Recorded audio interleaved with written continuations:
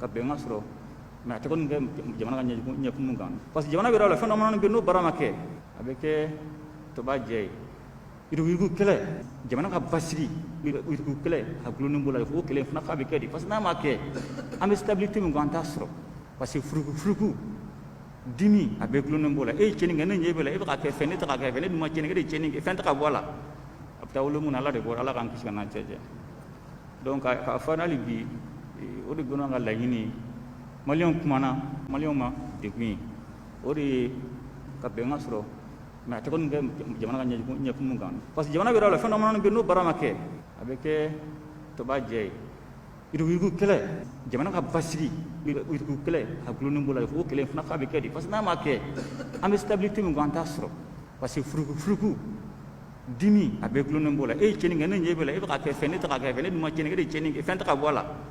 a bɛ taa wolo mun na ala de bɔ ala k'an kisi ka n'an cɛ jɛ donc k'a fɔ hali bi o de bɛ n'an ka laɲini maliyɛnw kumana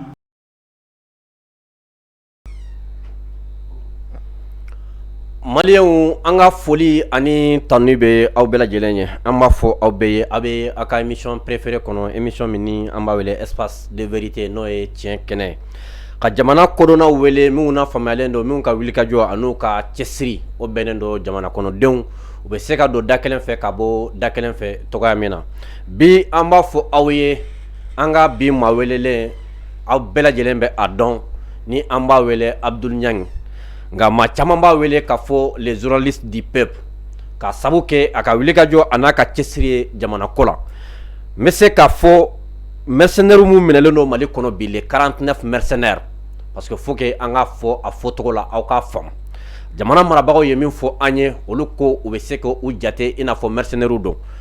an ye maa fɔlɔfɔlɔ min ye min bɔra ni information ye k'a bila bɔlɔlɔ sanfɛ o kɛra Abdul Ɲangi de ye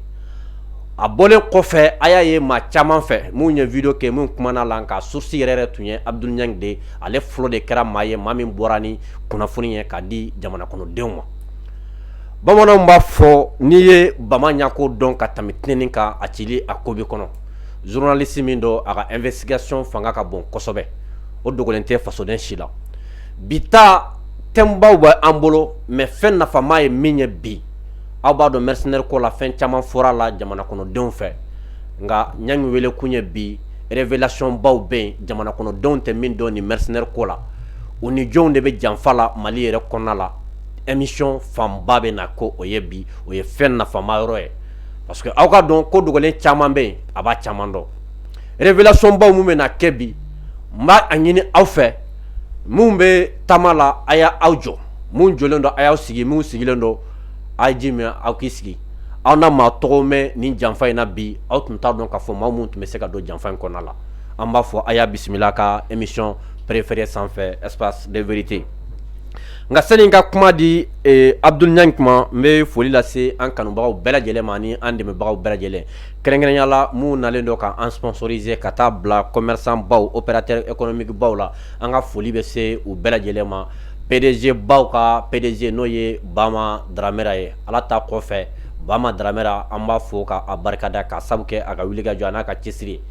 fɛn fɛn bɛ yen ni an mako b'a la min bɛ se k'a to émission bɛ basigi n'an y'a fɔ Bama Dramera ye a bɛ an dɛmɛ o ka se ka ɲɛnabɔ foli an b'a di Bama Dramera ma ni Bama bɔra yen agent de voyage Al Omra mɔgɔw an bɛ foli lase olu ma boisson Iber maaw ka foli lase olu ma mouchoir douceur maaw bureau kɔnɔ mobile kɔnɔ mouchoir min bɛ yen ni a bɛ an lafiya kosɛbɛ an bɛ foli lase u bɛɛ lajɛlen ma fo ka se ABK solar maaw ma minnu bɛ lampadaire panneau batterie lithium batterie gel ani cubilaire ninnu u bɛ nin batterie ninnu bɛɛ lajɛlen fɛrɛ o yɛrɛ bɛ Sotiba ACE kɔnɔna la ni maa min mako b'u la a bɛ se ka weleli kɛ 79 11 73 16 ni o bɔra yen an bɛ an ka radio partenaire bɛɛ lajɛlen fo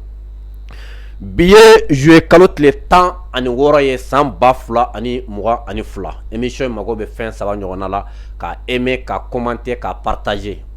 kɔnɔna la a y'a partager kosɛbɛ commentaire la a ye cœur bila min bɛ se ka to émission bɛ basigi ka sabu kɛ bi révélation fanga ka bon kosɛbɛ aw ma min mɛn kuma in na a bɛ nin olu de mɛn nin na bi MINUSMA ka rotation a n'u ka relève jamana marabagaw ye décision ta k'o bɛɛ lajɛlen fana suspend an da na don o la nin koba in bɛɛ lajɛlen kɛra jamana in kɔnɔ a y'a ye Mali politiciens jusqu'à présent u tɛ ka kuma u mankuni kun ye mun de ye ñang bena ada do ni bela ka wala wala like malen den do yu ko hakna di fo ka ta se ivoirien den do fana yu ko hakna di aw bela jelen ko fe anye ni ni ko ban kera CEDEAO ma kuma Union africaine nunu sima kuma olu bela jelen ka silence kunya munde kuma révélation ba me jamana ko don do fana ko ko ñang falena de ko ka sabu ke ko ñang tumbe ka fanga kele ko me ko sukundu se jette ko ñang fana chuni awa aka mawi donc bela awna do bela et puis mbega boya yere aba do o de la bi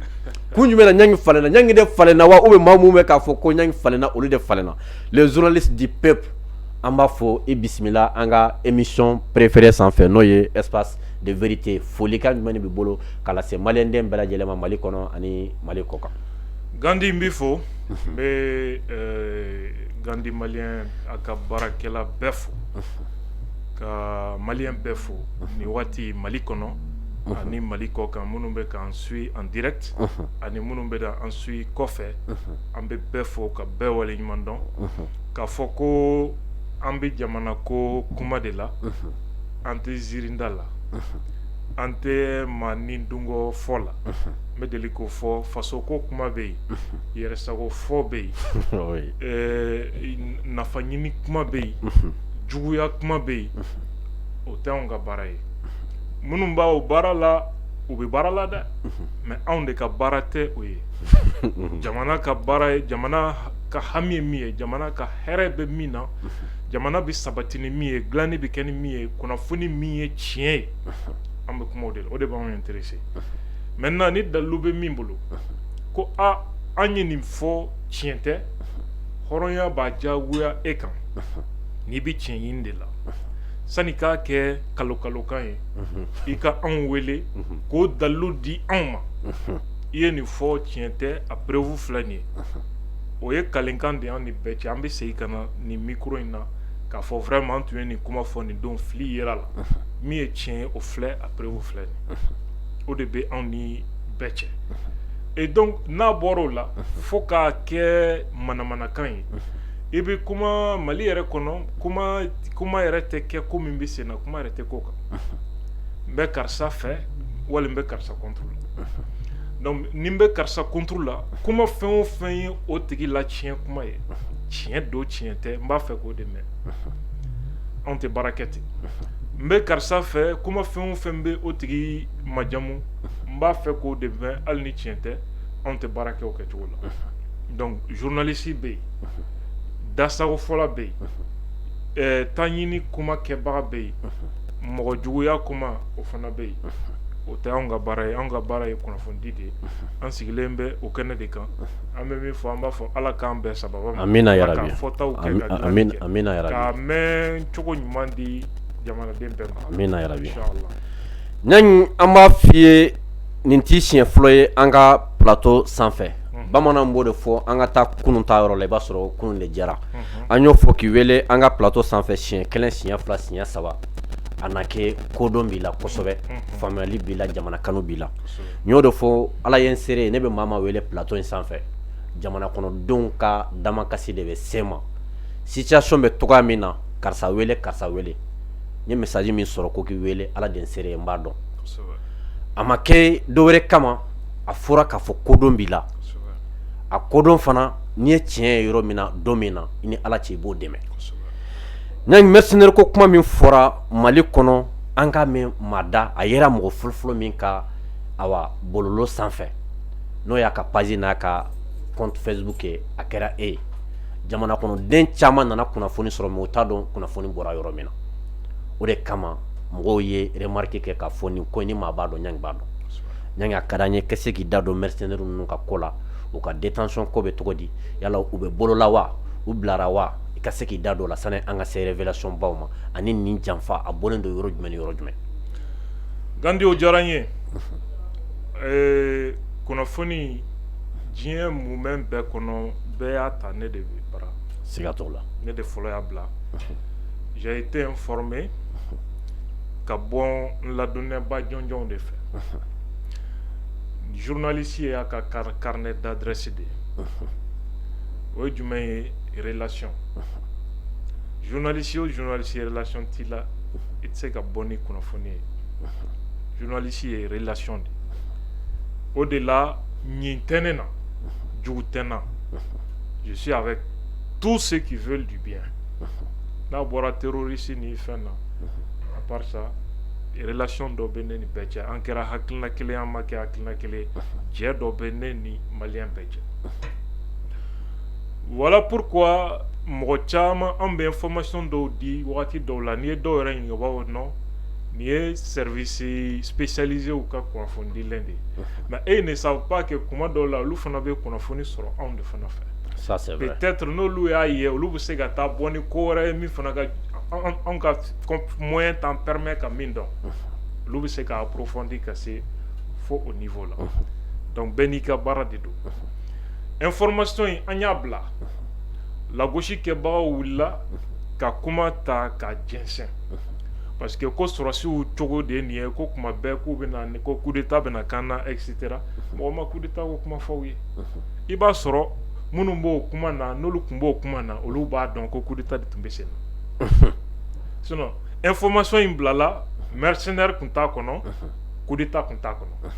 Mais dɔw de wulila ko mercenaire ko kuma in tɛ tiɲɛ ye coup d'état tɛ tiɲɛ ye jɔn ye coup d'état kuma fɔ o wagati non wagati a tun tɛ yen ko maa 49 minɛna aéroport la u ni marifa girinw Ivoire sɔrɔsiw de force spéciale maa 31 b'u la a banna mais aw wulila ko non ko tiɲɛ tɛ ko mercenaire tɛ coup d'état tɛ sen na. Ça veut dire que o tigiw b'a kalama min tun bɛ sen min tun labɛnnen tun don kosɛbɛ mɔgɔ minnu y'a démantili daminɛ ka ne ka publication ta ka croix rouge kɛ a sanfɛ ne b'a dɔn o ye mɔgɔ min olu bɛ communication kɛ mɔgɔ min ye o b'o dɔn kosɛbɛ a page dɔw bɛ yen mɔgɔ t'a dɔn en réalité jɔnw de b'a kɔfɛ mais ne b'a bɛɛ dɔn b'a bɛɛ dɔn kosɛbɛ peut-être ni sɔsɔli taara yɔrɔ jan la u bɛna dɔn ko n b'u dɔn mais o tɛ ne ka sira ye ne tɛ maa si démasquer k'i di i ɲinibaaw ma je le fais jamais mais n'an ye ɲɔgɔn bonya o fana ka fisa o baara nɔgɔya i tɛ ne ye ka maa si kɛlɛ a ka hakilina kama mais i bɛ maa o maa ye ka ne kɛlɛ i t'a si ye ka ne kɛlɛ ko a sera muso ma walima k'a ye n nɛni ko non ko hakilina min b'a la a bɛ ka min fɔ ani anw bɛ ka min fɔ kelen tɛ kɛlɛ kun bɛɛ filɛ u bɛ k'i kɛlɛ nin dɔrɔn de kama i tɛ maa si ye ka ne kɛlɛ ni nin tɛ a si tɛ bɔ nin kɔnɔ mais o tuma hakɛ bɛ dɔw bolo ka o hakilina fɔ hakɛ tɛ maa si bolo ka hakilina wɛrɛ fɔ min n'o tɛ kelen ye jamana ko gɛlɛyara dɛ a gɛlɛyara donc an ye information bila n'i y'olu ye ka coup d'état ni fɛn fɔ ça veut dire que olu b'a dɔn min tun bɛ sen na wa fɛn bɛ sen na fana moi je suis au courant mais ne bɛ min kalama o fana ni nin tɛ kelen ye o fana ni nin tɛ kelen hali bi o preuve de bɛ n tɛgɛ kɔnɔ matériel kosɛbɛ ɲangi o ka jugu ni nin ye wa o ka jugu non non i bɛna faamu ni mɔgɔ an bɛna s'a ma an bɛ s'a yɔrɔ ma n bɛ dɔ kalama o ka jugu ni nin ye peut-être a taamasiyɛnw bɛ ka bɔ mais ne b'a kalama a bɛ un mois bɔ déjà nin ko in avec toutes les preuves matérielles à l'appui Allahu akbar n y'a mɛn ko tɛ dɛ preuve kisɛ a bɛɛ b'i bolo kosɛbɛ n y'a mɛn tɛ n b'a dɔn min don n b'a dɔn a kɔlɔsi juru kisɛ min b'a kɔnɔ a bɛ daminɛ yɔrɔ min ka taa kuncɛ yɔrɔ min b'a dɔn u bɛna min kɛ wagati min b'a bɛɛ dati dɔn kosɛbɛ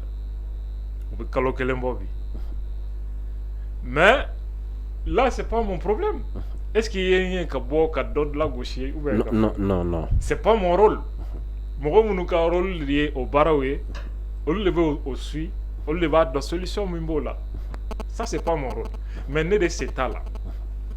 kuma in bɛ nin yɔrɔ de la donc an ye information bila kumaw ni kalokalokanw kɔfɛ gouvernement yɛrɛ bɔra ka na communiqué kɛ fo bi communiqué in kɔnɔ kuma kɛlen ma sɔsɔ ma si fɛ sɔrɔsi ninnu nana ordre de mission t'u bolo o kumaw fɔra maa si m'o sɔsɔ fo bi ordre de mission foyi tun t'u bolo tɛ yen u ye ordre de mission min kɛ k'a bila le 8 juillet n'o date b'a kan o ye ɲɔ wɛrɛ ye ɲɔ wɛrɛ ye u nana aéroport la don min o t'u bolo et donc o ordre de mission bɔra min n'i y'a a sanfɛla lajɛ fana a viselen don papier dɔ bɛ yen o kɛra le 5 mais a viselen don le 4 papier tɛ se ka kɛ bi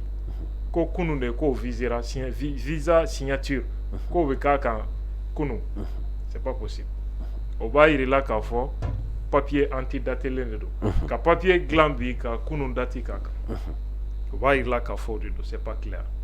et en même temps u nana ka sɔrɔ Mali ministre des affaires étrangères informelen tɛ o fana ye kojuguba de ye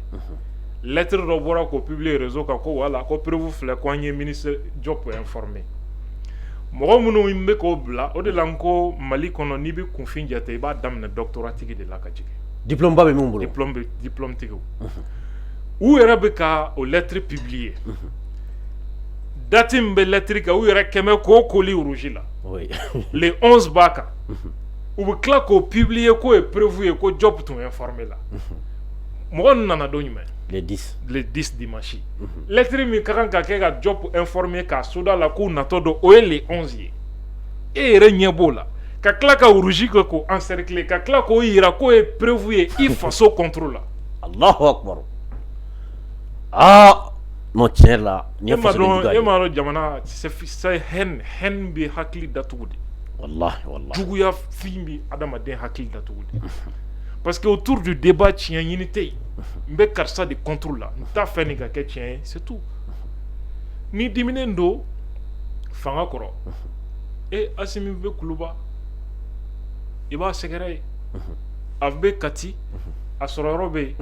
i b'a fɛ ka fanga de ben a sɛgɛrɛ fanga bɛ ben cogo min o ɲɛdɔnnen don ninnu ko k'u bɛ ka minɛ don min u taara ka so de ka taa minɛ mais e diminen don Asimi kɔrɔ e b'a fɛ k'a bin i b'a ka so yɔrɔ dɔn i b'a ka bureau yɔrɔ dɔn mais e nan b'i banban ne de kan ne tɛ se ka a dɛsɛ ka ben ne m'a bila a bɛ pouvoir min na ne m'a bila ye ne tɛna se ka aw empêcher k'a bɔ yen fana a ye wuli ka taa a ta ka bɔ yen mais n'an bɛ sɛbɛ kuma na jamana ko kuma na nin kuma in ye tiɲɛ ye nin tɛ tiɲɛ ye nin ye ɲuman ye nin tɛ ɲuman ye i nan bɛ k'a fɔ ko n diminen bɛ fanga kɔrɔ o kuma ta k'o ɲagami o la ka jan ɲɔgɔn na ka kuma bɛɛ yɛrɛ kɛ mɔgɔ ma tugu o juguya kuma kɔ ko non ko o tigi bɛ ka fanga de dɛmɛ comme si c'est interdit de soutenir le pouvoir o ye dɔw ka laɲini na fanga in ka bin dɔrɔn n'i y'u kumakan mɛn ko non k'a bɛ ka fanga de dɛmɛ ou bien non k'a bɛ ka sɔrɔsiw de dɛmɛ comme si c'est interdit de soutenir les militaires a kɛra baara ye dɛ a gɛlɛyara déstabilisation affaire ma kɛ wa o kɛra yan jɔn bɔra k'a fɔ ko tiɲɛ tɛ aw y'o kɛlɛ kɛ yan ne Abdul n'o y'a kɛlɛ kɛ kalo 4 wallahi a don mɔgɔ minnu minɛnen bɛ kelen t'u la k'a daminɛ bubu la ka jigin fo mɔgɔ laban maa kelen t'u la jaabi ne ni min cɛ a don kelen kama a don kama mais principe kama y'u dɛmɛ wa banni ni bi cɛ i ni sɔgɔma tɛ n'a mɔgɔ si cɛ n'a bɔra quelquefois Rasbach foli bɛ n na ale cɛ kuma bɛ ni ale cɛ wagati dɔw la an bɛ ɲɔgɔn fo ka taa ban ni fɛn cɛ maa o maa tun bɛ bolo la i ni sɔgɔma affaire in banni ni bi cɛ a tɛ ne ni mɔgɔ si cɛ a kelen na et donc o ka kan k'olu fana ɲininka k'o don k'u ye joli di ne ma o kuma kɔni kɛ o tiɲɛ wari b'u bolo affaire in na wari bɔra fana o ye wari bɔra mais o ka kan ka ɲininka ko joli jɔn ye joli di ne ma pour que i ka se k'o kɛlɛ kɛ pour que k'o kɛlɛ kɛ risque jumɛn bɛ yen ne ma min ta a kɔnɔna na i ye risque caman ta wallahi adamadenw ka ɲɔgɔn to ɲɔgɔn danbe la ne t'a fɔ mɔgɔ si ka n ka wale ɲuman dɔn mais n tɛ min ye tiɲɛ na n'i ye n bonya o kɔnɔna la ka i bɛ se k'i yɛrɛ minɛ nkalon tali kɔnɔna k'a dan na après des événements comme ça qui se sont passés a don mɔgɔw ye nɛni min da ne kan o juguyara dɛ militaire fɛn ninnu déstabilisation affaire n bɔra don min kan jɔ n ko non n tɛ jɛn n'a ye mɔgɔw ye nɛni min da ne kan c'est pas petit k'i bɛ se ka mɔgɔw défend cogo di mɔgɔ mun ye nin kɛ i la mɔgɔ mun ye nin kɛ i la n ko a ye sabali adamadenya tɛ kɛ ko n diminen don karisa kɔrɔ fɛn o fɛn mana sɔrɔ n ka bɔ k'o kɔkɔrɔma don ça c'est des faits minnu bɛ ne ka adamadenya tɛ mɔgɔw ka hɛni ye quoi c'est pas ma personne n ka adamadenya cogoya tɛ n tɛ se k'a kɛ n ma lamɔ ten n ka baara t'o ye ka mɔgɔw ye k'a juguya de bɛ n na fɛn o fɛn mana sɔrɔ n ka bɔ ka a tɔ coro je suis pas comme ça Oui. minnu bɛ ka ne nani n y'o de f'u ye hali sini n'u ye kungo sɔrɔ n b'u labɔ n b'u dɛmɛ ka bɔ kungo la et mais je n'ai pas compris à chaque fois ne ye kuma dɔ de fɔ o tɛ mɔgɔ dɔ hakilina ye et donc on se permet ka nkalon sugu ta ka inventer ka n'a da ne kan ka kuma sugu bɛɛ fɔ an bɛ taa min a ma nɔgɔ sinon dɔw bɛ k'a fɔ bi k'i bɛ ka militaires soutenir ko wari dir'i ma k'i sanna caman yɛrɛ b'a ko kuma fɔ bi n bɛna min f'i ye maa o maa bɛ Mali kɔnɔ Fransi ka politique défendue na contre l'état malien a tɛ ka kɛ fu i b'a fɛ k'a fɔ ko fɛn de bɛ ka d'olu ma wa kosɛbɛ c'est pas gratuit a bɛ tɛmɛ sira min fɛ moi je le sais i tɛ tubabu ye ka wari di mais wari di sira de bɛ yen wari di sira de bɛ yen mais wari yɛrɛ tɛ ye kosɛbɛ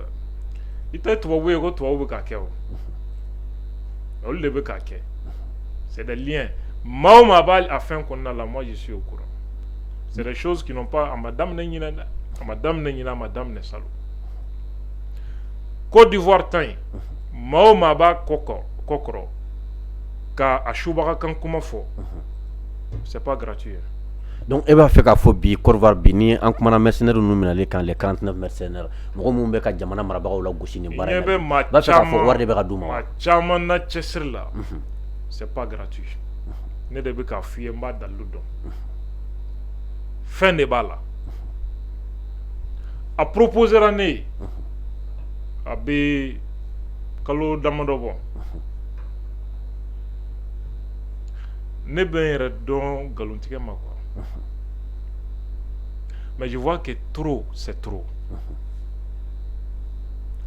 jate min tun bɔlen don fanga in tun kan ka bɛn avril kalo nin fanga in kosɛbɛ o tun y'u ka jate yɛrɛ bɔlen fanga in jateminɛ na fanga in tun kan ka bɛn avril Allahu akbar an bɛ direct de la dites partout ko ne de côté ne ko n ko ne ka baara tɛ o ye je ne participe pas fɛn b'a la n bɛ dan nin niveau la minnu b'a kɔnɔ bɛɛ b'a dɔn u b'u yɛrɛ dɔn u b'a dɔn n bɛ ka min fɔ normalement a kan ka kɛ cogo min je suis au courant n ko ne sen t'a la n sen t'a la mɔgɔ minnu dɔn u b'u yɛrɛ dɔn n b'a fɛ ka dan nin yɔrɔ in na o côté la bi mais n'u b'a fɛ a débat continuer u ka avancer hali bi mɔgɔw bɛ n'a dɔn min bɛ sen na deuxièmement je dis quelque chose de très important très sérieux mɔgɔw de bɛ yen parti politique dɔw ni mouvement dɔw minnu fana ye coalition kɛ groupe armé dɔw b'a la objectif récupérer la lutte du peuple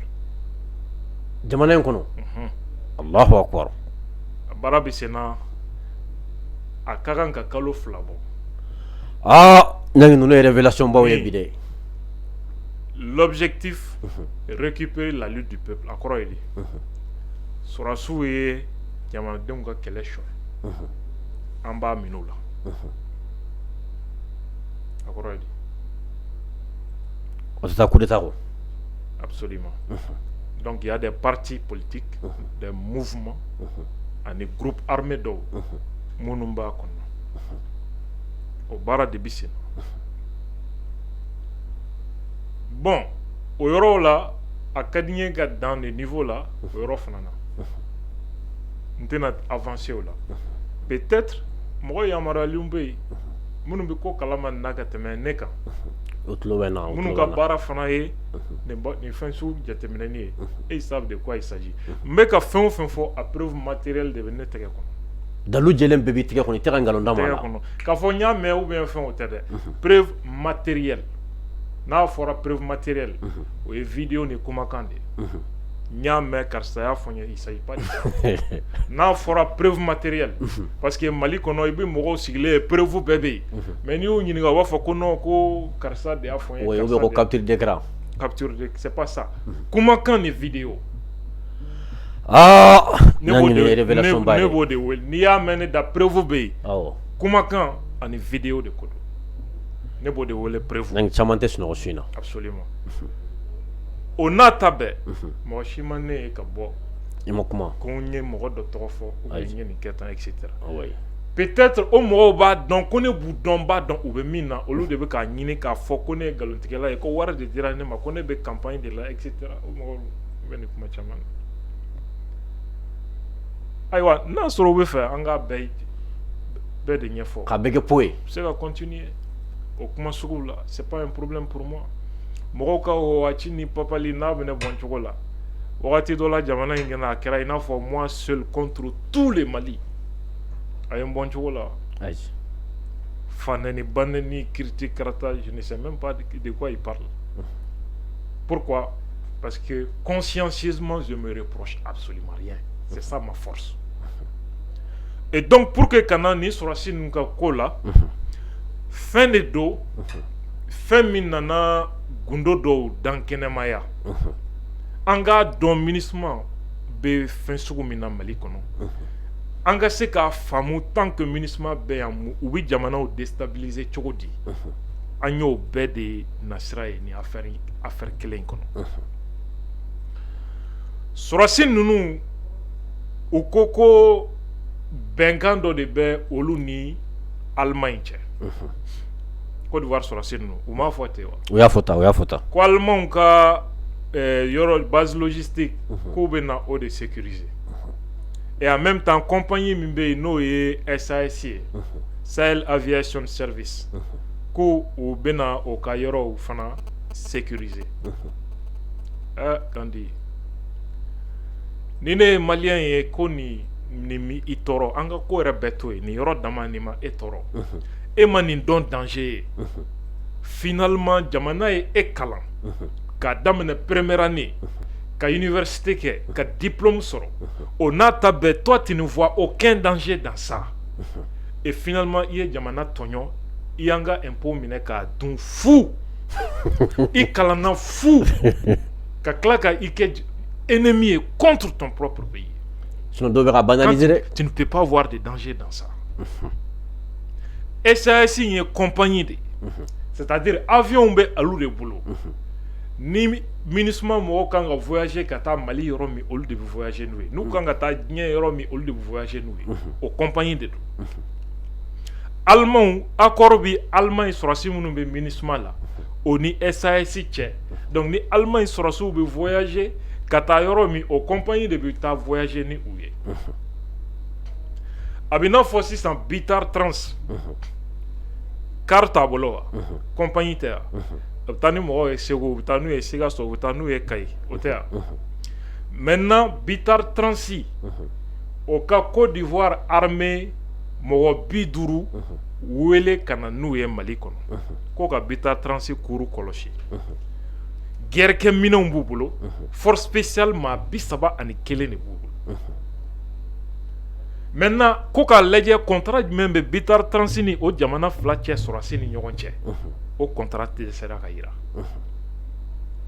ayiwa sɔrɔsi minnu fana bɛ yen n'olu fana bɛ voyager Bitar Transi fɛ i n'a fɔ Allemagne sɔrɔsiw a ka kɛ olu bɛ voyager Bitar Transi fɛ misali la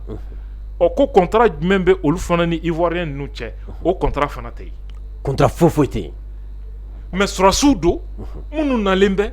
u nalen tɛ jamana ka baara la jamana dɔ sɔrɔsiw don force spéciale don u ni arme de guerre de fana nalen bɛ Bitar Transi ka baara la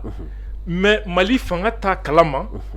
et en même temps Bitar Transi o ni mɔgɔ minnu bɛ voyager o la accord t'olu ni sɔrɔsi ninnu fana cɛ mais u bɛ na olu fana ka birifini de kɔrɔ k'u b'olu ka baara la hakili bɛ mɔgɔ min na i kana kalan yɛrɛ ko toi tu ne vois aucun danger dans ça an bɛ taa min sinon dɔw y'a ko a ko la nɔgɔya cogo dɔ la hali mercenaire ko kuma min bɛ ka fɔ man d'olu ye ni mercenaire tɛ mɔgɔ jumɛn bɛ kɛ jamana sɔrɔsi ka na sisan misali la pour que k'a nɔgɔya i bolo jamana dɔ sɔrɔsi na force spéciale a n'a gɛrɛkɛminɛnw olu ka na Bitar Transi k'a i kuru kɔnɔ k'u bɛna sécurité kɛ yen i faso kɔnɔ parce que ko Allemagne sɔrɔsiw bɛ MINUSMA la olu fana bɛ voyager Bitar Transi fɛ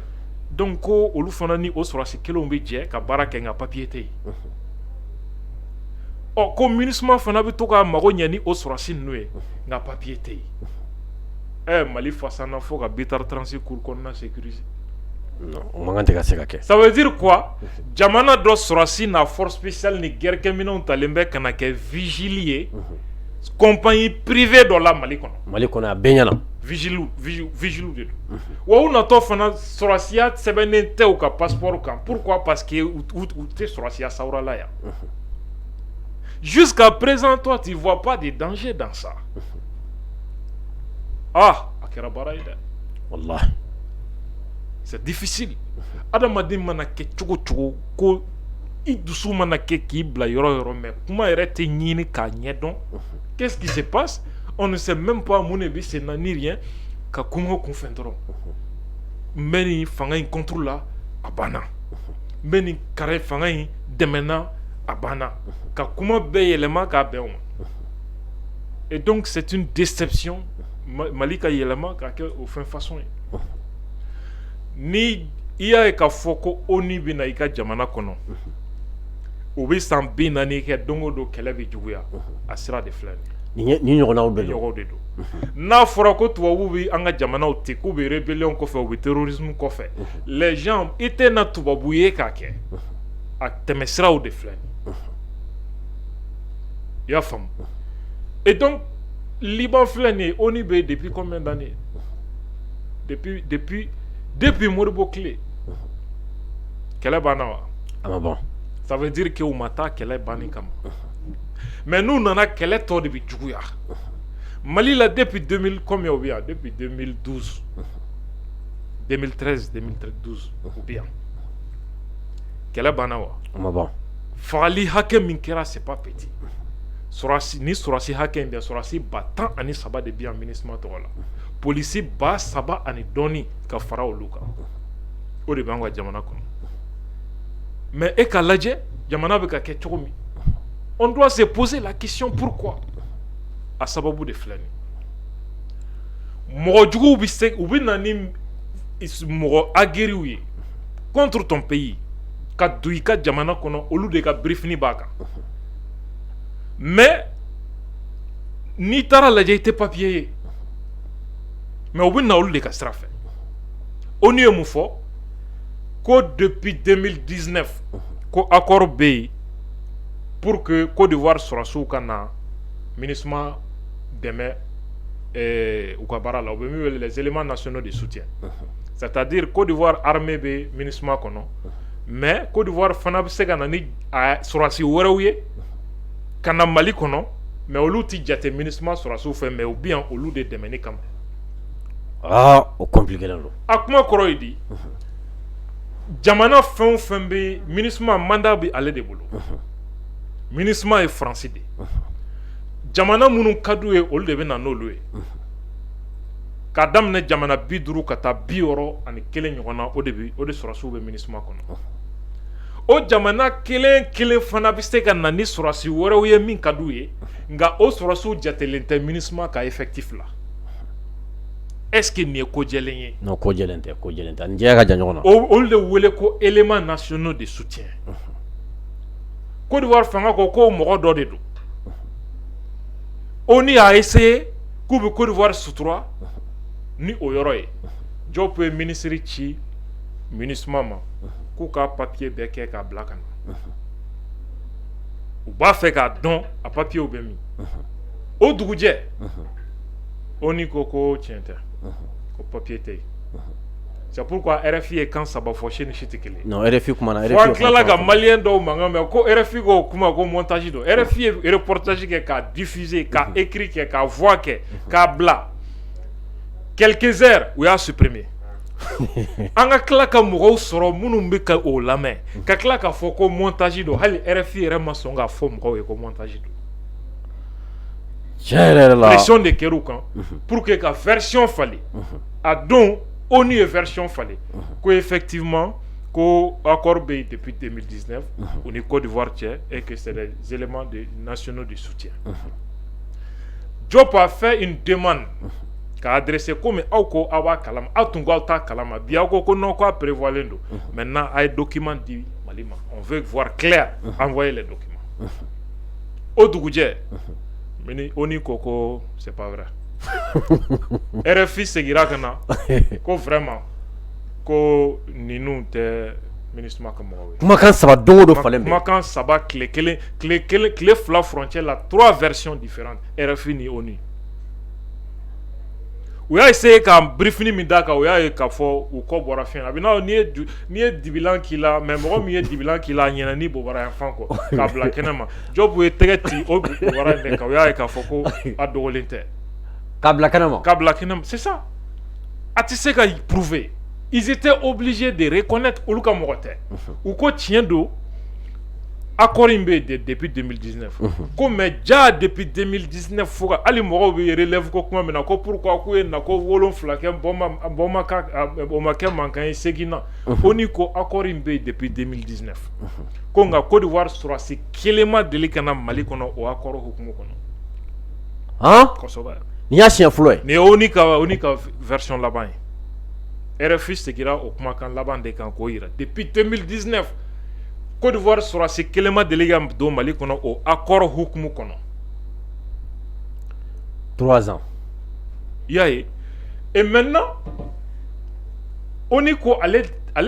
t'a kalama dɛ. Nka ONU badge de b'u bolo. Pour que ka yirila mɔgɔw bɛ u bɛ kunfɛ kuma min na u t'a dɔn de quoi il s'agit. U bɛ ka kuma ne bɛ mɔgɔ dɔw lamɛn bɛ yɛlɛ quoi tellement que ça Mali kɛra c'est pas la peine. U ka badge filɛ nin ye. An ye badge ye. Muso min ko Vendezi. Ale de filɛ nin ye Stéphanie Touré Ɲan. Badge date jumɛn b'a kan. 8 juillet 2022. Ordre de mission date ye jumɛn ye. Le 8 juillet, ou est même au fin 8 juillet. Oui. Ni badge nous, John a marqué ni. Tiens là, nous on est à oui. Nations Unies. Oui. Mon ni glana chodi. Ni badge a glana chodi. Donc on va y la coin qu'on la jelen qui se craint à Romo. La vérité c'est quoi? Ni onibika jamana kono. Ni bandia système de dale lendo. Business ou de bini fin kono. Avion compagnie ni fin nous na milliards de bas à contrat ou ni fin du koro. Ne ma fi un milliard kelen de $10 la MINUSMA par an. Au milliard dépensé ni tara lajɛ a société dépensé nous be société mina société club France société de chien ore wele mena na chiffre ye société munu do ani war mu be du kun san kono MINUSMA ka sira fɛ. France MINUSMA carburant be tami. Station humaine. Ya. Celle ni total non. John Dado. France talo. Donc tu vois que une compagnie ni tara lajɛ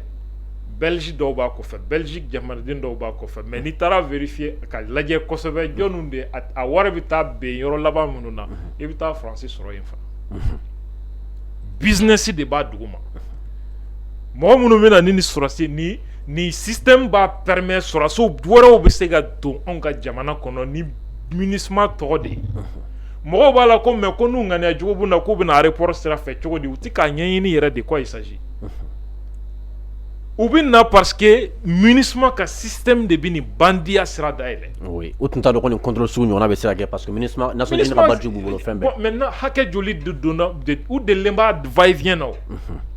Bɔ de kɛra a kalama maintenant k'u ta u tɛgɛ ma. Sinon u degelen nin b'a la. An t'a kalama mais aw ka papier bɛ yen. Mais n'i taara lajɛ i tɛ contrat ye. Fɛn tɛ se ka yira mun na parce que ɲuman tɛ. C'est pas clair pourquoi tout ça. Nin bɛɛ de janfan faralen bɛ ɲɔgɔn kan ka don kow kɔnɔ n'an bɛ k'o kuma fɔ dɔw talen bɛ wuli ka jɔ politiki kuma na mɔgɔ lagosila fɛn na n'i taara kuma ko la i ma fɛn min ɲɛɲini i bɛ lebu de o. Siga t'o la. N'i kɛra hɔrɔn ye i b'a fɔ vraiment n t'u filila n'i ma kɛ hɔrɔn ye i b'i fasa ja galon kan parce que i malola et donc e ɲɛna k'i b'i fasa jali min kɛ ko i bɛna nɔbɔ ko la i bɛ kɛ yɛlɛko fɛn de parce que i bɛ kuma fɔ hakilima tɛ kuma minnu fɔ i b'i tɔ détruire ka taa fɛ galon tɛ se ka kɔkɔrɔma don galon ye haramu de ye dilancogo foyi t'a la y a pas de mensonge parfait voilà. Mais ñang ambura ka ye jamana marbaw ye communiquer min konalo ko min ye ministre ka rotation ministre militaire ka rotation ku yolu be suspend jusqu'à nouvel ordre et bolo est-ce que parce que ako girigara kono Allemagne sur assisegin kumba fait ka bon Mali kono autorité yolu bloqué et donc pour que ka ñeñini wa yera ka fo lu fana ka papier madje do bala donc ça veut dire que l'Allemagne même n'est pas claire dans cette affaire. Ni Allemagne France journal mbe Libération o Allemagne ambassadeur ñinika mimi Mali la ya ko contrat a fora ko contrat de be aw ni Ivoirien ci ku nano watri ko na ko contrat kelente olu ni Ivoirien ci o a démenti ko fait Allemagne ministre de la défense bora ko ka Ivoire sera sen ko ku libérer mais aka jamana ambassadeur ye mi fo tien do ou be galon do amada do la ko sandele ko libérer aye kuma mi fo ko non ko Mali te fait ka ministre de gatoya ko de la ko Mali bi ka baragele a ministre bulu aw ko contraté aw ni mo munu che ka ta kalama aw kla ka fo ko libérer et que ko Mali opposé le même ministre dun ko kale ka sora soute ça veut dire quoi Allemagne yo ministre ou bébé do kalama ni coin mais comme affaire éclatera akera ko tiene bébé yera yini folo ko fe obina kuma yanga yoro mi kuna ko ayobla parce qu'ils sont tous coupables dans cette affaire. Voilà pourquoi Côte d'Ivoire autorité du soutien mbebi olubi ka foko ministre ko oni bi ka adala che ko ka soro ko kalondo ko luni oni be nyoron kalama ko jera kan baraka donc c'est ça kele bora Côte d'Ivoire ni autorité ni Mali autorité che akera Côte d'Ivoire autorité ni oni de be nyoron bi donc comme quoi emaye manga dogora réseau ka Chouba kan fola munu tumbora ho ha volume be chodi bi non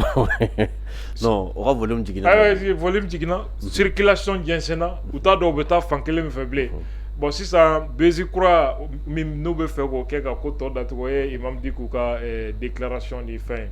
je vais dire à mon père M5 warati nyo auquel ne fana foye l'imam diko c'est mon père que je respecte beaucoup ne a fɔ a ye n ko jama min talen bɛ jɔ a kɔ n k'u t'a fɛ a ka farati a t'a dɔn k'u t'a fɛ fo fanga ka yɛlɛma et en même temps ni se b'i ye ka jama mobiliser ni se t'i ye ka taa président minɛ sɔrɔsi minnu bɛ taa minɛ ni olu contrôle t'i bolo n'i y'a kɛ i ye farati ko kɛ da a bɛ cogo de bi a kɛra erreur ye bɛɛ bolo u ye jama labɔ mais minnu ye jama labɔ sɔrɔsi wɛrɛ nana ko parachèvement ne ka cɛkɔrɔba ma fɔ o fɔcogo la parachèvement taara kɛ olu ka ɲɛkumu kan jama min talen bɛ koli a da la bi a t'u dɔn a ka faratiw la n'u faratira tiɲɛni bɛ taa kɛ o sababu la ale yɛrɛ t'a dɔn tiɲɛni min labɛn bɛ sen Fransi ka 14 juillet fêti a kɛra Côte d'Ivoire Fransi ambassade la Mali politicien dɔw tun bɛ yen et en même temps Côte d'Ivoire autorité au tombé là-bas il a été question du Mali Mali ko kuma tombé tabalika Ibeka ka coup d'état Francis ministre Jean-Yves Le Drian nana Abidjan Mali politicien waraw ya soro ye la mine tuguro la o donné cette fois-ci ni fana kende kan Francis ministre nana Abidjan u ka sɔrɔsiw ka ministre o nana Abidjan États-Unis u ka France ambassade la ye Côte d'Ivoire autorité u nana Mali politicien dɔw fana tun bɛ a kɛnɛ kan o politicien minnu bɛ a kɛnɛ kan o dɔw bɛ coalition kɔnɔ Bamako coalition min ni y'a fɔ parti politique ni mouvement dɔw influenceur ani groupe armé dɔw bɛɛ bɛ ɲɔ o coalition kɔnɔna la le schéma est très clair. Et donc, il doit faire attention parce que nous, les aspects où les politiciens ont aller. Jamais au taille. Bengam moun nyonche douma autofo. Allez nyana, allez beka insécurité de kuma fo. Allez nyana, allez beka gouvernance de kuma fo. Mais jamakulu min nalembe koli, allez dala, allez toluka agenda do. Ata don ni mo fana be nyom bolo. Na faratira. Ou bien nata ale bolo utiliser ko be samena na tagay tɛ kɛ ɲuman ye donc voilà pourquoi bɛɛ kan k'i hakili to i yɛrɛ la n'i y'a ye mouvement ko anw sen t'a la a yɔrɔ dɔw de filɛ nin ye absolument. D'accord mais ɲani o bɛɛ lajɛlen kɔfɛ an ma min faamuya nin koba in kɛra Mali kɔnɔ jusqu'à présent Mali politicien foyi tɛ ka bɔ ka kuma la bɛɛ mangulen don yala olu ka silence bɛ mun expliquer. Politicien tɛ kuma parce que bɛɛ n'i ŋaniya dalen don parce que tamasiyɛn yira la ko Asimi bɛ fɛ ka kɛ candidat ye hali politicien minnu tun bɛ ka transition soutenir u bɛɛ bɛ dajukɔrɔ kuma na o kuma na voilà et donc n'i ye politicien makunne ye u bɛ baara la duguma de u dadelen don mais ils ne chantent pas u bɛ baara la ji jukɔrɔ et je sais également à peu près fɛn min bɛ sen na yanni sɔɔni cɛ a bɛ bɔ dogo la a bɛ na da kɛnɛ kan barita wɛrɛw bɛ na tugu a la ala de b'a dɔn a bɛ taa wolo min na o de la an ko anw sen tɛ u la sɔrɔsiw ko k'u bɛ kɛ candidat ye c'est pas mon problème ni Wage kɛra candidat ye c'est pas mon problème Asimi kɛra candidat ye c'est pas mon problème politiciens de ko coup d'état de ka ɲi jamana ma coup d'état kɛra u bɛɛ ko ils prennent acte de la démission du président ça veut dire qu'ils ont tous validé le coup d'état en ce moment a kun kan ka ban militaire la mais a sera fanga ɲini yɔrɔ ma aw bɛ fɛ san o san sɔrɔsiw ka taa coup d'état kɛ ka politicien dɔ ɲini kana fanga d'o ma ka d'o ma donc an b'an si kɛ jamana in tɛna basigi ni sɔrɔsiw ye san 10 k'a la c'est pas mon problème u ye san 40 k'a la c'est pas mon problème les gens ont voulu a nana maintenant ni jamana ka hɛrɛ bɛ min na o de bɛ ne intéressé ni sɔrɔsi de bɛ se ka na ni jamana ka hɛrɛ ye ala k'a kɛ ten ni civil de bɛ se ka na ni jamana in ka hɛrɛ ye ala k'a kɛ o kɛcogo la o de y'anw ka hami ye mais sɔrɔsi bɛ k'a ye a tɛ k'a ye ou bien kan anw de bɛ taa bari ta ko karisa ka yɛlɛ karisa ka jigin mɔgɔ tɛ na ne ye o balaw la. D'accord. Effectivement, ni an bɔra o yɔrɔ la an bɛ avancer ka taa jusqu'à présent il y a un pasteur ivoirien qu'on appelle Camilo Makosso. Je ne sais pas n'a sɔrɔ n'i b'a ale dɔn dɔɔni. Bon ale ka réaction t'a dɔn quelle analyse faites-vous réellement sur la réaction de. E ko pasteur dɔ mais ni pasteur ni église tɛ pasteur bolo. Fo a bɛ yala réseaux sociaux ni quartier ni fɛnw de la mais église si tɛ Côte d'Ivoire ko pasteur Makosso ka église filɛ. Non a église tɛ a église tɛ. Donc c'est comme si ka mɔgɔ dɔ ka sigi ko ale ye alimami ye mais misiri kelen tɛ yen a bɛ mɔgɔw seli misiri fo a bɛ yala réseau ni fɛnw de kan ko alimami don donc c'est ce qui est difficile Makosso tun binnenba don Côte d'Ivoire. Oui n b'a kalama. kosɛbɛ mɔgɔ hakɛ min désabonné ka bɔ a ka page la ka ca ka tɛmɛ ni mɔgɔ 100,000 ni fɛn ninnu bɛrɛ t'a jɛ mɔgɔ miliyɔn na oui mais Drogba ka candidature u ka fédération ko la ballontan ko o de comment a profiter o la ka yɛlɛ dɔɔni Bézi a bɛ Bézi de ɲini parce que Ivoirien fanba tun bɛ Drogba côté la o la donc a y'o Bézi créé donc Ora commencera ka yɛlɛ dɔɔni après Dubaï porte-à-porte ko nana a yi profiter o la mais o tun bɛna dabira da la parce que Ivoirien ni Malien dɔw tun bɛna taa plainte kɛ a kan Ivoirien caman yɛrɛ tun presselen bɛ o plainte ko ka teliya pour que a ko daga kabu da la Makosso ye Alassane Ouattara ka communication kɛbaga de c'est Alassane Dramane Ouattara 100%. Donc a ye atalaku min kɛ o don na ko mɔgɔw ka na et parfois n'a bɛ kuma a b'a fɔ ko je vais voir 10 000 personnes en direct. Oui. M'o ye nafolo de ye. Bon sisan mɔgɔ tɛ na parce que malgré que il a à peu près 2 200 000 abonnés. Ouais. An y'a ye bi a ka audience bilenba de dɔn bi audience foyi t'a la. Mais il voulait avoir o fɛn ninnu ye wari de ye. Même 5 000 en live a tɛ se k'o 5 000 personnes sɔrɔ tuguni quoi. Maintenant mais nin ko in sababu la a taara fo 10 000 kɔnɔ. Wari de do ça fait de l'argent pour lui parce que a ka compte monétisé len do fɛn ninnu bɛ don a kɔnɔ etc. A nana ka Bézi kɛ k'an bɛna kuma a bɛ taa yɛrɛ di Côte d'Ivoire justice ma ko Asimi bɛna faga ko projet de bɛ yen n'ale tilala kuma na k'a bɛ taa yɛrɛ di Côte d'Ivoire justice ma e y'a mɛn yan ko kuma mɛn video in bannen de bi kɛ. Ayi non ne ma kuma mɛn. Ils attendent quoi pour l'arrêter n'a sɔrɔ a ye kuma min fɔ n'a bɛ Alassane contre la. E kun b'a ye k'a bɛ kɛnɛ ma. Ayi a tun tɛ kɛnɛ. Fɛn o fɛn bɛ Alassane contre la a bɛɛ bɛ jamana kɔfɛ de. Sinon k'i to video la u bɛ n'i cɛ direct la bɛɛ ɲɛna Côte d'Ivoire n'o dogolen i tɛ tila direct yɛrɛ la u bɛ n'i ta i tɛgɛ ma k'i to direct la oui Côte d'Ivoire kɔnɔna nin ko ninnu tɛ kɛ ye a ye maliyɛnw a y'a essayé k'a bɛ maliyɛn jate de ko an tɛ fɛn dɔn mais a bɛ ka profiter k'a di min bɔ Mali la yɔrɔ dɔ la a b'a fɔ ko même les Mali k'o bɛ Côte d'Ivoire ɲɛ armement ko la ko le monde part en couille a wulila f'a bɛ file fiyɛ qu'est-ce que ça signifie ça veut dire que ale yɛrɛ kunkolo la ani Ivoire majorité kunkolo la Mali ye olu dugumafɛn de ye donc Mali ka ye Côte d'Ivoire ɲɛ domaine dɔ la o ye saya de y'o ma o de la a wulila k'a jɔ ka munumunu fɔlɔ direct la f'a bɛ file fiyɛ a bɛ k'i ka jamana lagosi e bɛ tɛgɛrɛ fɔ la e bɛ k'o partager comme si a bɛ e contre la a ye nin gymnastique ni va-et-vient ni fɛn bɛɛ kɛ pour aboutir à quelle conclusion ko Soro de nɔ don Soro de pouvoir la je suis d'accord Soro ka mɔgɔw nalen bɛ ɲagami nin ko in kɔnɔ parce que olu bɛ fɛ k'u ta juru sara Alassane na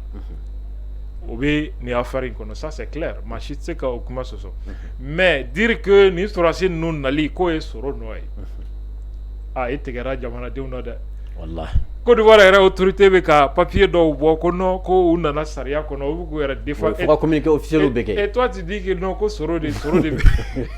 non c'est à dire kumalankolon dan don que Soro de bɛ nin bɛɛ kɔfɛ et tu trouves des Maliens minnu m'a faamuya hali bi ko cɛ bɛ ka Alassane ka jeu de kɛ mɔgɔw la fɛrɛ la nin cogo la quand tu prends le message i b'a ye k'a fɔ a bɛ ka jama de ɲɛsin sisan Soro contrôle la ka mɔgɔw attention détourner ka bɔ Alassane n'a sɔrɔ ni Soro ka mɔgɔw de tun don Alassane ta da la yɛrɛ et entre temps il profite pour dire que complot de bɛ yen contre Assimi k'u bɛ fɛ k'a faga mais e y'a ye ka élément kelen pewu jumɛn fɔ min b'o kuma tiɲɛ tigɛ a tɛ il y en a pas donc kumaw fara ɲɔgɔn kan extrapolation ka supposition kɛ ka kumaw ta k'a dabiri mais tout ça pour dire que non tout ça là c'est Soro a banna donc Makosso y'o fɛrɛ de kɛ donc il sache que a bɛ kodɔn walayi kodɔnnaba de don mais maliyɛnw fana tɛ ji min u nun fɛ an tɛ don fali fɛ kurun kɔnɔ quoi donc ko filenkɔrɔ duga ɲɛ bɛ min na segikɔrɔ duga fana ɲɛ b'o kelen n'a y'o faamu dɔrɔn a b'a basigi quoi kosɛbɛ d'accord ɲangi folikan laban jumɛn b'i bolo k'a lase an lamɛnbaga bɛɛ lajɛlen ma ka maliyɛn bɛɛ fo k'a fɔ nin jamana in kɔfɛ an tɛ kɛ faso wɛrɛ si den ye an bɛ kɛ jamana wɛrɛ sigibaga de ye mais an tɛ kɛ jamana wɛrɛ den ye malidenya kɔfɛ wa maa si tɛna faso in dilan en place la maa si tɛna faso in sécuriser en place la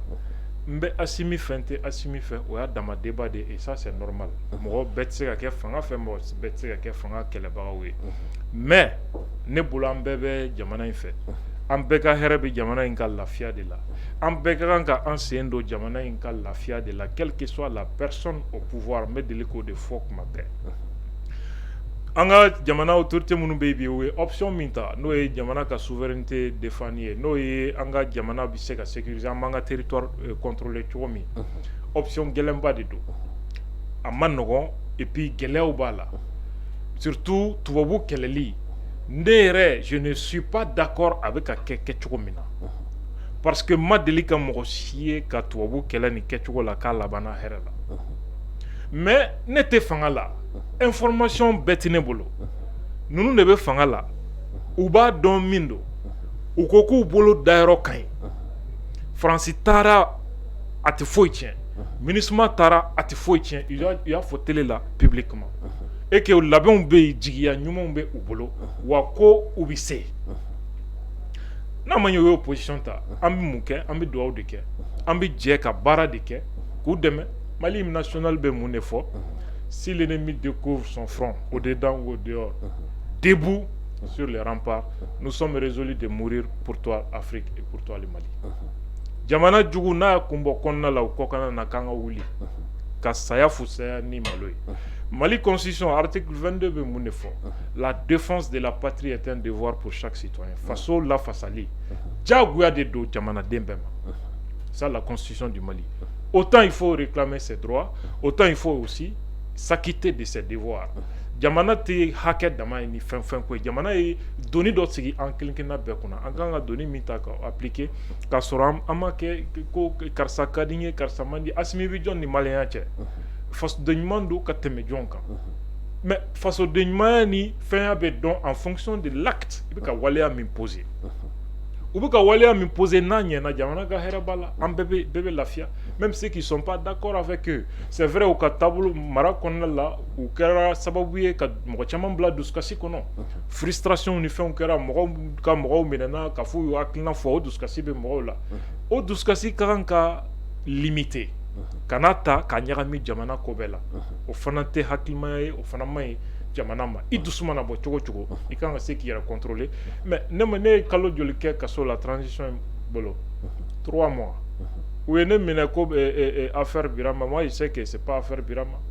Instruction Bora Miko Kane Mina, je suis au courant. Pour quelles raisons je suis au courant? Ça n'a rien à voir avec l'affaire Birama Touré. C'était purement politique. Les juges n'avaient aucune raison, aucun argument. Ils ne savaient même pas quelle question me poser. Après 3 mois de détention illégale, injuste. Mais ne betanga haka nyini saria de là. La procédure sur son cours normal, moi je n'ai pas oublié. Kiri beneka haka segima kanga tinye segima et puis dommage ni intérêt sarane pour m'avoir séquestré ou pour m'avoir pris en otage pendant 3 mois. Mais kata otakibi fasoti, ça c'est un autre débat. Est-ce que Mounouen Kaoubene ne malien faso utaya? C'est pas pour eux. Il s'agit de cela. On te morokola, on be jamana kodela. Ni mimbo famu alhamdulillah. Ni mimbo famu parce que ebe kora kono. Parce que ebe fait akabin parce que akabin kumina ebo don nebo don. Ne compte sintola.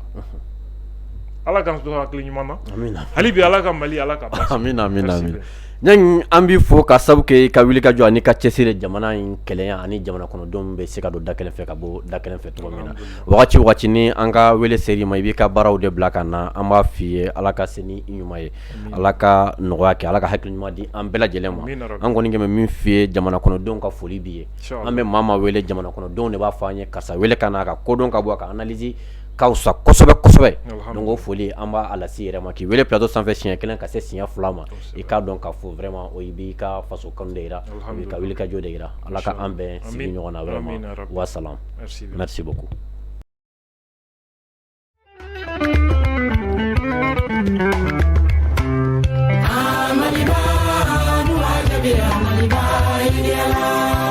Maliden cɛ ani muso Mali kɔnɔ ani Mali kɔkan anw minnu haminanko ye so ɲuman jɔli entreprise tagabanaw fo ka taa se usine de production ma ni ye tare ka da aw bɛɛ lajɛlen kilo kan awɔ établissement Baptiste ko k'a fɔ aw ye ko aw mago bɛ jɔ tiyo la sojɔw robinɛw château d'eau fo ka taa se usine de production de produits alimentaires ma i n'a fɔ jus fo ka taa se nɔnɔw ma ko aw kana jɔrɔ tuguni sabula olu nalen don n'u ka tiyo Flogar CPVC ye min bɛna aw nimisi wasa kosɛbɛ ko ni fɛn ɲɛna a sinaw bɛ caya awɔ o ye kuma kɔrɔ ye nka tiɲɛ kura tɛ sabula an ka tiyo ninnu ɲɔgɔn tɛ ɲɔgɔnmada wa sanga ɲɔgɔnnama foyi t'a la sabula i mana an ka tiyo ta k'a lajɛ i yɛrɛ b'a dɔn k'a fɔ ko lakikaw don wa danfara caman de bɛ ani tiyo tɔw cɛ ni an ka tiyo ta i b'a sɔrɔ tɛrɛn bilemani fila b'a la ka sɛgɛ kunkolo walima sɛgɛ nun kɛ a la.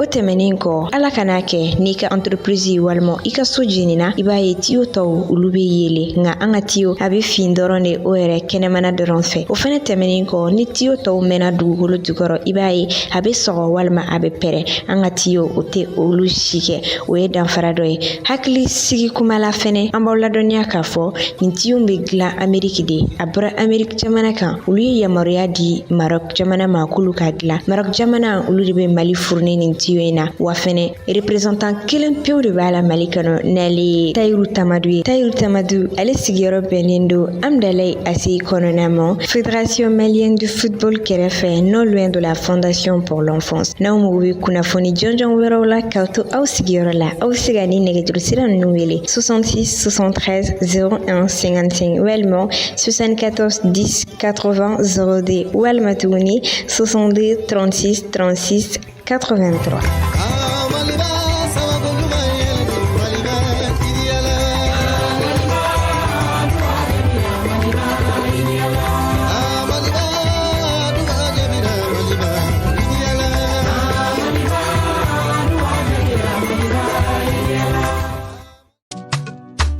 Supermarché Abiba Market. Supermarché Abiba Market maaw tɛ yɔrɔ dogolen na olu sigiyɔrɔ bɛnnen don Ɲamakɔrɔ cité UNICEF ma fɛn min u ni Cité des enfants yɛrɛ man jan ɲɔgɔn na station Total kɛrɛfɛ yɛrɛ coyi n'i ko Supermarché Abiba Market a fɔ an mago bɛ se magoɲɛminɛn misɛnnin fɛn fɛn ma nin bɛɛ lajɛlen bɛ sɔrɔ u ka yɔrɔ la u ko an musolakaw ka lafiya ko o de ye olu ka laɲini ye o de hukumu kɔnɔna na sa sogo la sagonin kɛrɛnkɛrɛnnen ɲuman o bɛ sɔrɔ u ka yɔrɔ la ka san dɔrɔn ka taa kɛ daga la fɛn min ye u nana an lafiya tobilikɛ minɛn ko o fɛnɛ ta fanfɛla la dumunimɔgɔminɛn ɲumanw nin bɛɛ lajɛlen de bɛ sɔrɔ u ka yɔrɔ la mɔnikuru lasagolen fo ka taa se magɔrɔninw ma o ni malo kɛrɛnkɛrɛnnenw bɛɛ lajɛlen bɛ sɔrɔ u ka yɔrɔ la wa ko i ye so furan ko k'a jɔsi ko kasagɛlɛnin b'i ka so kɔnɔna na ayi o banna Supermarché Abiba Market maaw fɛ yen nɔ fɛn min ye kasadiyalan ɲuman deodorant dumanw ye ɲɛgɛn kɔnɔna ale ni sokɔnɔnaw kama fɛn min ye fauteuils bɛɛ lajɛlen ni yɔrɔ bɛ a la o b'u fɛ yen nɔ ka hadamaden yɛrɛ fɛnɛ kasaja a fɔ Supermarché Abiba Market maaw fɛ yen o ma dɔn o fɛnɛ dɔrɔn ma dɛ fɛn min ye minfɛn sanumanw ye u bɛ u fɛ yen nɔ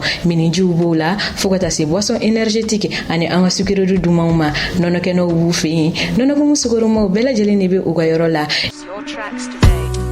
n'i bɛ fɛ k'i to i sigiyɔrɔ la ka nɛgɛjuru banban ka Supermarché Abiba Market maaw lasɔrɔ i bɛ weleli kɛ 78 68 17 68 Supermarché Abiba Market an lafiyara.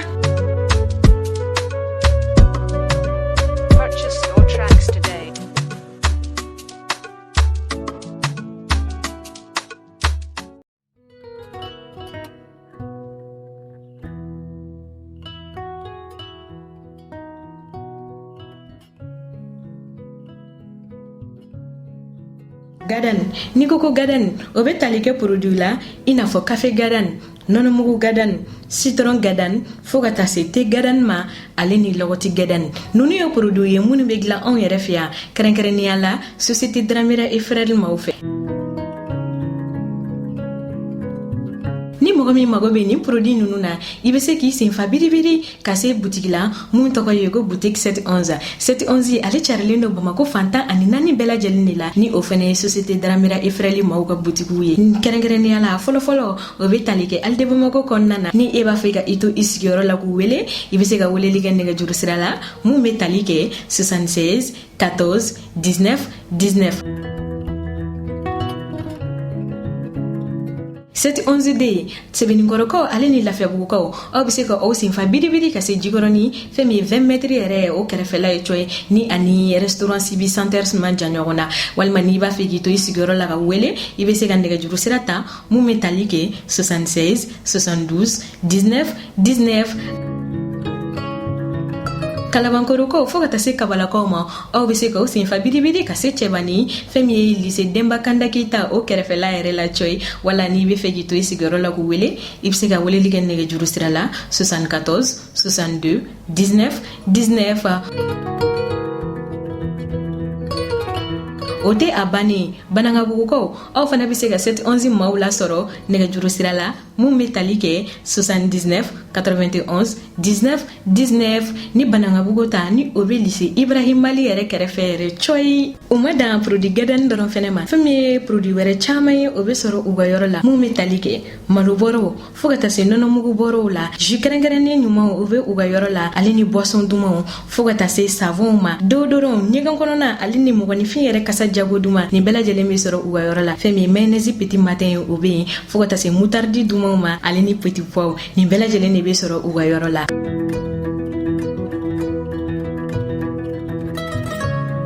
Ka wasa sɔrɔ dumuniko ta fanfɛla fɛ a fɔ ko société Dramera et Frères lafiya bulonba.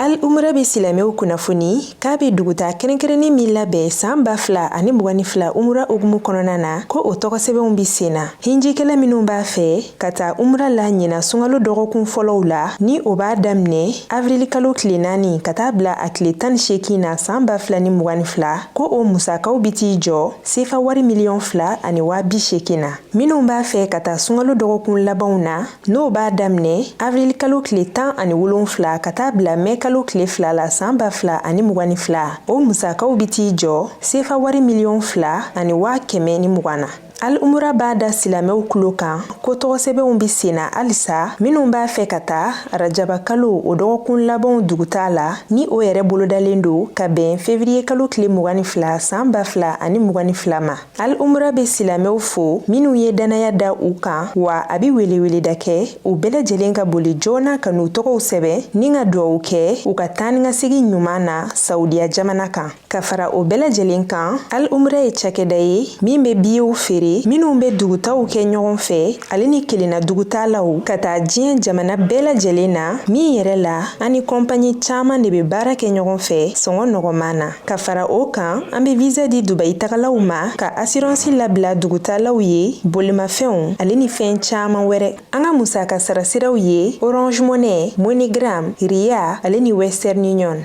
Al umra sigiyɔrɔ bɛnnen do immeuble Fatoumata Soumaré ma, rue Baba Jara, porte 460 ka ɲɛsin immeuble Jige 3 ma. Nɛgɛjuru siraw 20 24 74 78 20 24 24 72 walima 64 28 28 15 66 78 88 68 66 77 51 juru walima 76 15 77 84. An ka email alomrabas@yahoo.fr. An ka bɔlɔlɔsira http://alomra.com.